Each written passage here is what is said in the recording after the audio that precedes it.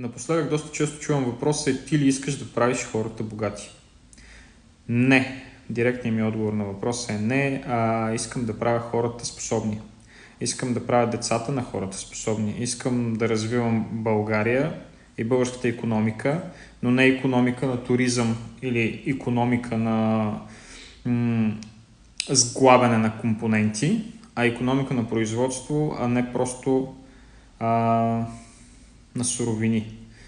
Затова написах и книгата, голямата книга на 3D принтирането, затова създавам и множество образователни продукти и проекти, които ще подпомогнат на бъдещото поколение и на хората, които искат да се преквалифицират в друга дейност и да се развиват в нещо, което може да им осъществи идеите на момента буквално.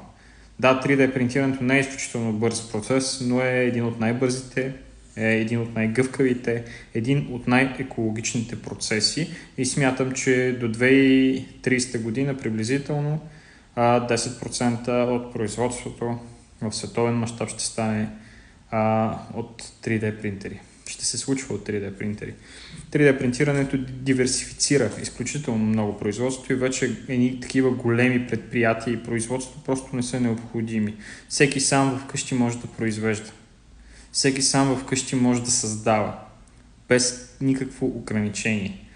Да, ще има регулации, като всяко нещо, държавата в някакъв момент ще определи някакъв тип регулации, но до тогава всеки може да прави каквото сметне за добре с един 3D принтер вкъщи.